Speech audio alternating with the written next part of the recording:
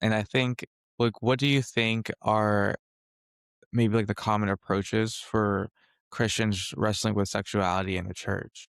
Approaches for the church or for Christian like me? Yeah.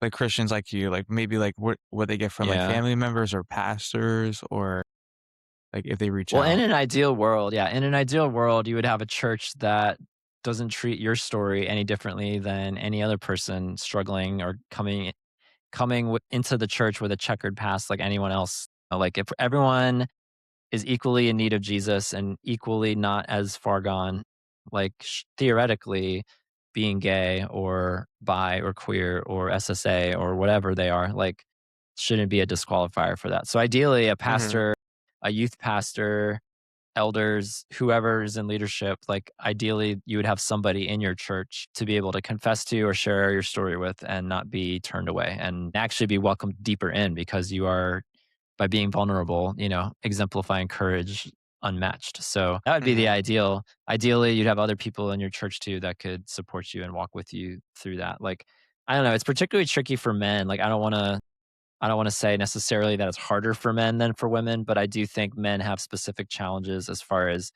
being able to even just in a peer-to-peer context, like to just tell your brother or to tell your friend that you're struggling with anything, let alone Yeah. pornography or hooking up or whatever sexual sin might be present in your life. Like I imagine that that's fairly difficult for a lot of men. And so my hope is that there are people in the church, and often what I find with your other brothers, when people reach out, when they write in, when they send me emails, like I see the gamut. I see people who are like super involved in their church, and now what they need, they've got the support, they've got the face to face support in their local church, and that's great and all. But they also need like the specific, individualized support for other people who also experience what they experience, not just like Yeah.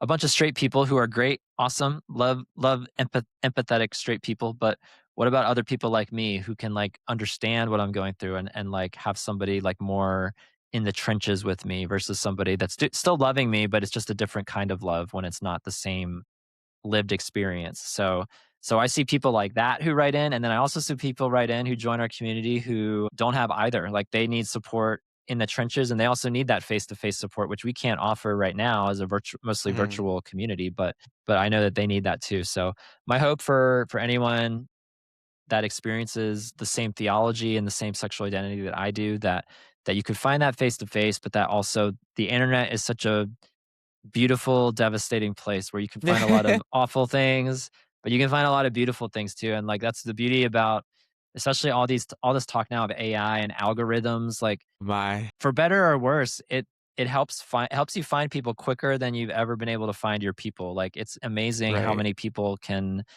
through a hashtag or through just the for you page or through scrolling, like all of a sudden you start to find content that seems really eerily exactly like your story, or there's some element of your story that's coming up a lot, and so that's an encouraging. It's not completely encouraging, but it's an encouraging component of all this new talk of AI and algorithms of just being able to find communities like ours more than ever.